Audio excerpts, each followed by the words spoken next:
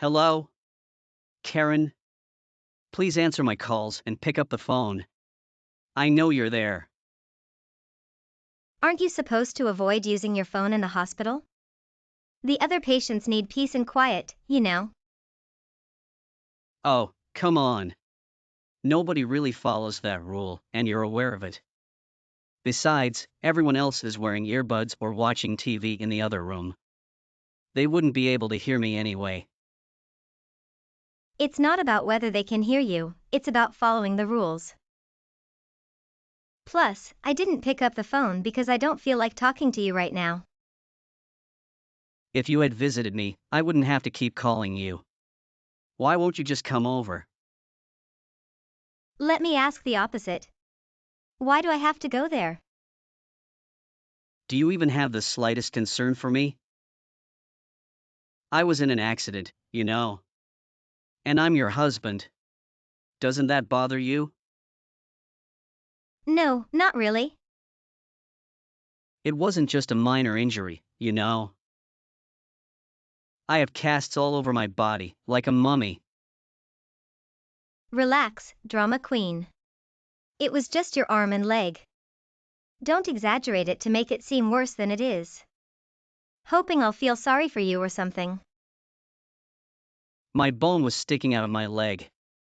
It was like something out of a horror movie. They have me on painkillers all the time, but it still hurts a lot. You fell from the 5th floor, right? You're lucky you only broke a few bones and didn't fracture your spine or something worse. Is that all you have to say to me? Can't you at least say something like, "Oh, Frank, I'm so glad you're alive, I could have lost you. I was halfway to heaven when the ambulance arrived." Do you want me to say that? Fine. Oh, Frank, I'm so glad you're alive. Now can you leave me alone? Very funny. I've been in this hospital for 2 weeks now, you know? I don't know if you've realized, but you haven't visited me once this whole time. I haven't even received a single text from you until now. Is it that hard to send a "Are you okay" message? Texting you would be a waste of time, energy, and iPhone battery. Besides, as I said, I'm not that concerned about you anyway. You seem to be managing fine on your own these past few weeks. So I don't see how another week or two alone could hurt. Your insensitivity knows no bounds, does it? There's no reason for me to feel sorry for you. After everything that happened, I'm still angry at you. Actually, angry doesn't even begin to cover it.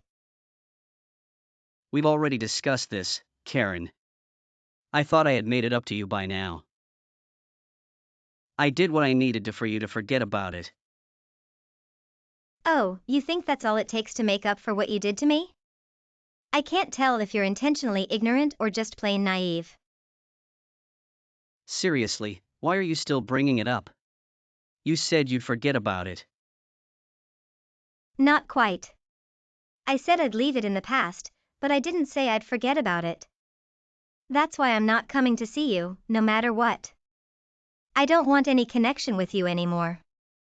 I don't care what you do from this point on. Just don't contact me again.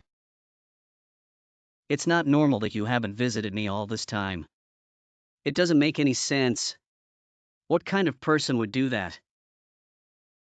My sense of morality isn't tied to you anymore. Besides, you can't just summon me whenever you want.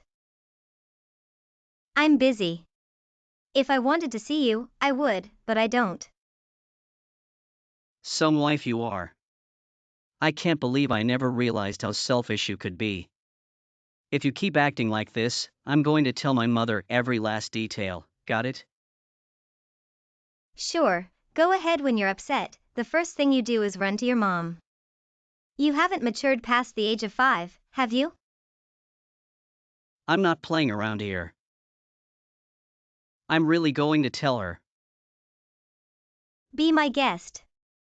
It only goes to show how you're nothing but a man-child who can't help but cry to mommy. Excuse me? I won't give you any more chances after this. You should know that my mom is a force to be reckoned with. You'll regret this, I promise you. Karen, I've heard that you haven't visited Frank in the hospital. He just called me a minute ago to complain about it. Why haven't you gone to see him? Do you plan on leaving him there alone? At this point, I don't have the time to drop everything and go see him. I'm busy. Not to be harsh, but if I have a spare hour, I'd rather spend it working than taking care of Frank in the hospital. How unsympathetic of you. And you still have the audacity to call yourself his wife? Do you realize how much this hurts him? He told me he couldn't believe how heartless you are. That's what he said? Did he mention anything else important? Your husband is in immense pain, and you don't have any sympathy for him? Poor Frank has been suffering alone for too long. I thought you would have rushed to see him when you heard about the accident. It would mean the world to him to see the person he loves most, even for just a minute or two. If you're so concerned about him, why don't you go visit him yourself? I'm no longer responsible for Frank's well-being. You know I can't do that. I have to take care of my father around the clock. I can't leave him alone for long, let alone enough time to visit Frank by myself. Besides, the hospital is too far away for me to travel alone at my age. Please, don't ask me to do this for Frank. I have no obligation to take care of your son anymore. I've had enough of this. What can I even say to make you understand the situation? You are being incredibly unreasonable. Heartless doesn't even begin to describe it. You failed as a wife. Please, divorce my son. I won't ask anything more from you. Just leave him so he can find someone better. Am I missing something here? You want me to divorce your son? But I'm single. What? We split up before the accident. I don't have any obligations to him because we aren't legally married anymore. What are you saying? Nobody told me about this. You see, Frank only tells you things that won't inconvenience him. That's why he never told you. If you don't believe me, go down to City Hall and check. It's a matter of public record, after all. So you two really did get a divorce? Yes, we did. But even if you're divorced, would it really be so hard to check on him and see how he's doing? It would mean a lot to him. He sustained serious injuries. Even if you want nothing to do with him anymore. Isn't it cruel to treat him so coldly after everything he's been through? He's already dealing with enough. I don't think you understand the situation I'm in. I have no idea what you're talking about. You haven't heard anything about the incident that led to our divorce?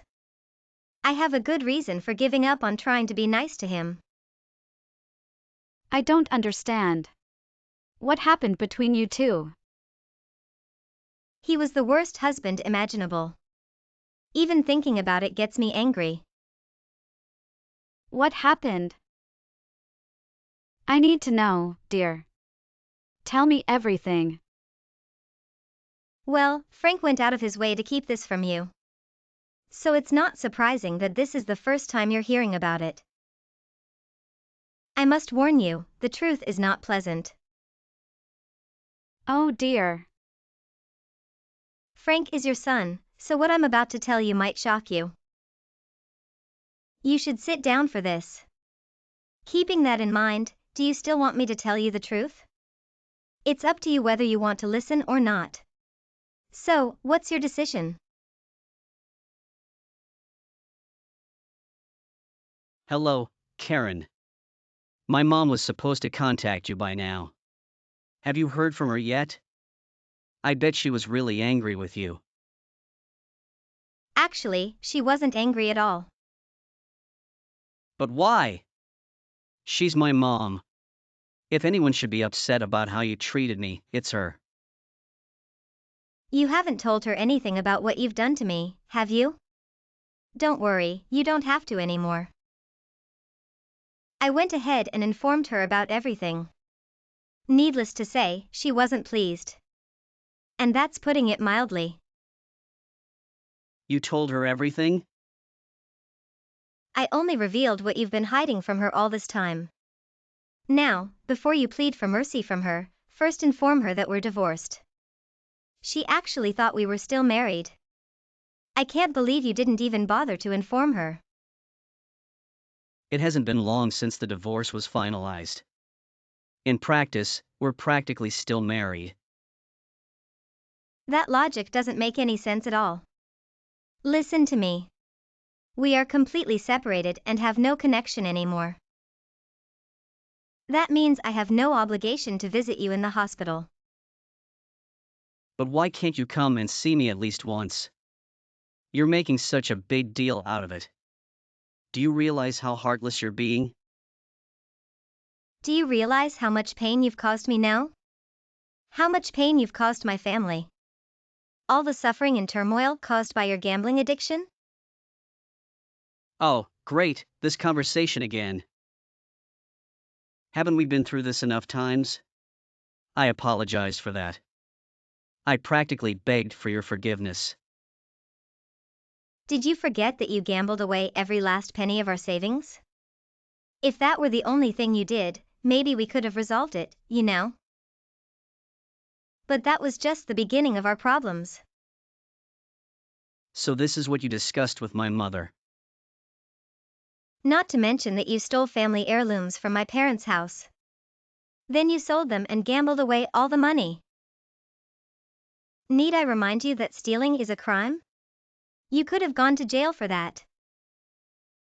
Please, Karen, I already apologized for that. What else do you want me to do? You even made inappropriate advances towards my younger sister, who's still in high school. Don't think I've forgotten about that either. You've gambled away our money, you've stolen from me. And to top it off, you made advances towards my teenage sister. My family wants nothing to do with you anymore. Come on, I apologize to you, and we're divorced now. What else do you want from me? I thought we agreed that the divorce would settle everything. And I would forget about the money you owe me. You should be grateful I didn't take legal action. Yet here you are, whining and begging me to come pamper you at the hospital, calling me day and night. I don't understand what you still want from me after everything you've put me through. You were supposed to forget about everything I did once we got divorced. Wasn't that the agreement? So I don't understand why it's such a big deal for you to fulfill this one little thing I want. You're not comprehending a word I say. I don't know if it's the painkillers they've given you or what. But I genuinely can't understand your thought process. Listen to me. What I'm trying to say is that I want you out of my life already. When I ask you to come see me, just come. What's so difficult about that? I'm sorry, what? You're my wife. You can't ignore me like this. I thought when two people get married, their finances merge. That means your money becomes mine. That's how marriage works. It's essentially just a tax write-off. How dare you say that to me? You are a complete and utter scoundrel. I'm the scoundrel. You're the scoundrel. Who do you think you are, speaking to me like this? That's enough, Frank. You need to snap back to reality immediately. You need to shape up before you bring further disgrace to our family. I won't tolerate it. Huh? What are you talking about? Can you believe it, my own son turning out to be a thief, stealing from his own wife? Hold on. Mom? Is that you? Why do you have Karen's phone? She came to visit me and she showed me every word of your conversation with her. I couldn't stay silent any longer. To think you've done all those terrible things. Why on earth would you do something as foolish as stealing from your wife's family? And not only that, hitting on her teenage sister. To make matters worse, you act like everything she owns belongs to you suddenly. What kind of son did I raise to say such awful things? I don't understand why you're so angry with me.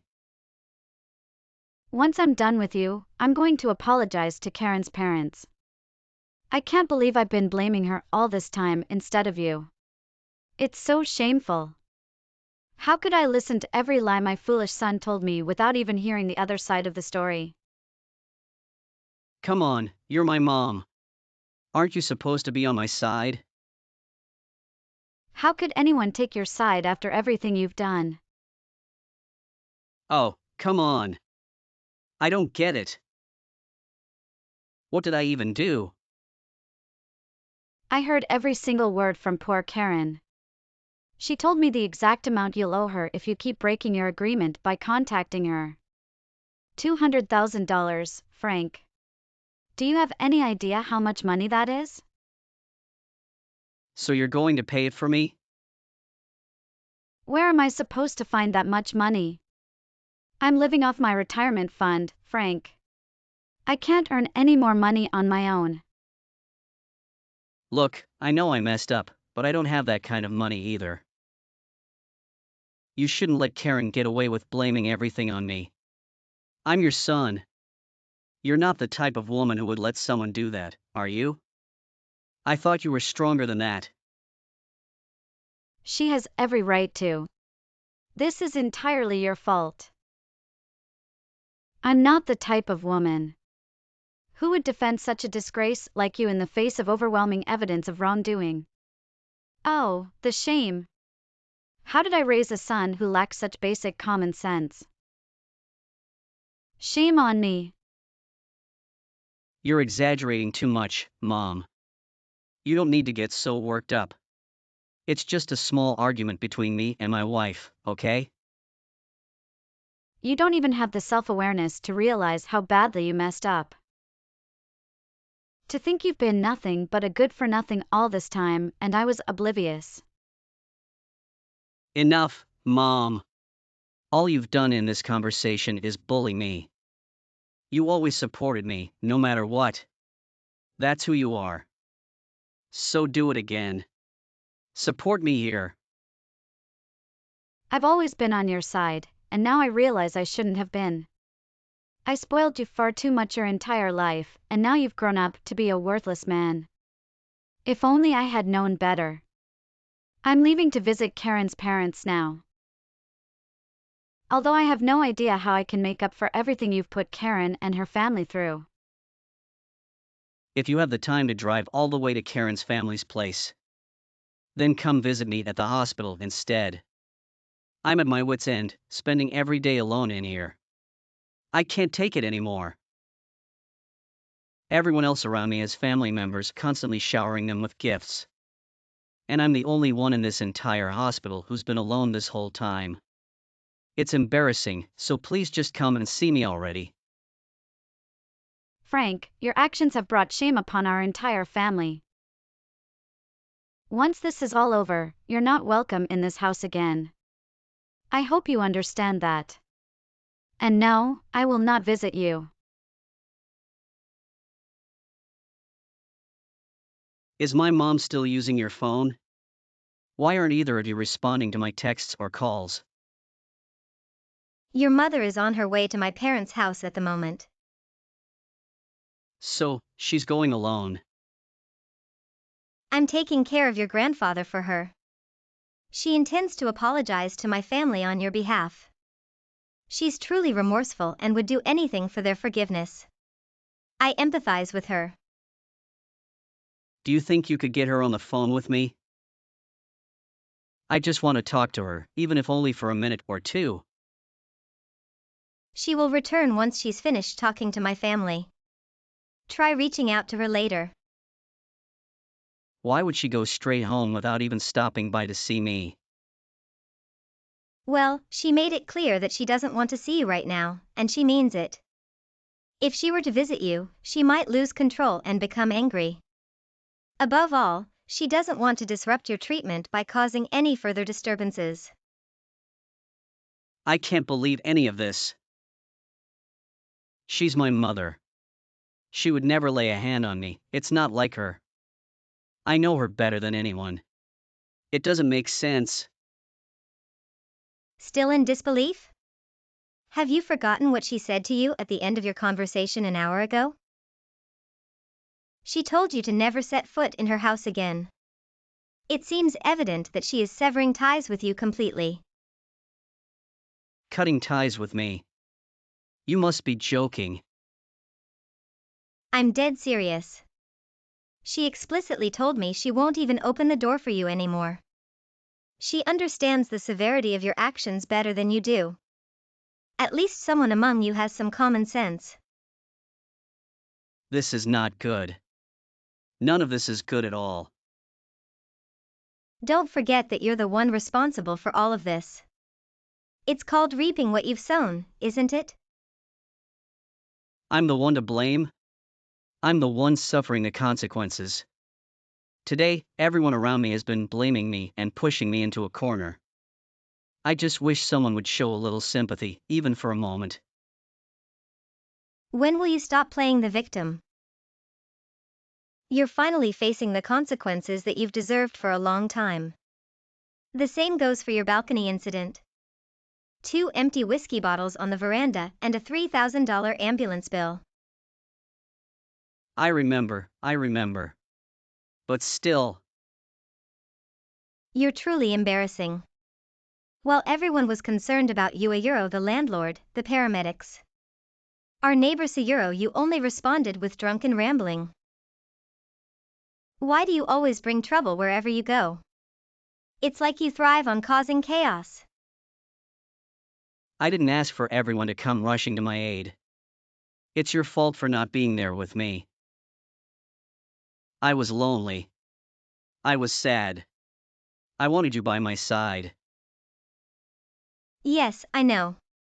They told me you were shouting my name before you fell. Come back, Karen. I'll never forgive you, Karen. Does that ring a bell? One of our neighbors 3 floors down informed me about it. I actually don't remember that. I suppose I did black out for a bit. It seems like your expertise lies in causing trouble for others. The best thing you can do in life is to keep your mouth shut, seriously. Nobody actually likes you, Frank. Nobody. Everyone just tolerates you. Come on, Karen, that's not true. Then tell me the name of one person who genuinely likes you right now. Just one. I dare you. You've even managed to ruin your relationship with your biggest supporter, your mother. So she doesn't count. The nurses at the hospital have been kind to me. The nurses? I can't believe it. I'm speechless. Do you genuinely believe they like you as a person? That they want to be friends with you? They're kind to you because they're nurses. It's part of their job. They don't act nice to you because they think you'd be a great addition to their Friday night trivia group. So, you're saying Mom is really cutting me off? Why don't you go and ask her yourself? Well, I guess you can't in your current condition. You broke every bone in your body, remember? Did your head spin 360 degrees too? I'm just dying to know. I can't believe this, Karen. It must be a misunderstanding or a cruel joke. You're the joke. Take this time in the hospital to reflect on what you've done. You have plenty of time ahead of you. And no one's going to visit you, after all. It turns out that nobody ever visited Frank in the hospital. None of his other family members bothered to visit either. Therefore, it's likely that his mother informed them about everything that happened. Some time later, my family contacted me and informed me that the heirlooms stolen by Frank had been returned to them. Apparently, Frank's mother somehow managed to locate the individuals who had purchased the items from the pawnshop and repurchased them all for us. This endeavor cost her a significant amount of money, well exceeding the amount Kevin received from selling them initially. Naturally, this expense didn't come from her personal bank account. Instead, she compelled Frank to take out a loan while he was still hospitalized. She revealed that she persuaded him to do so by threatening to completely cut him off otherwise. In the end, though, she remained true to her word and refused to let him in when he attempted to visit and repay the debt. As for Frank, he now resides alone and devotes his time to working diligently in order to repay his debts. While he toils tirelessly, it's somewhat satisfying to witness him actually putting in effort for once in his life. In retrospect, Frank truly exemplified perfection. A perfect embodiment of worthlessness, that is. Frankly, I'm relieved that I'll never have to encounter someone like him ever again.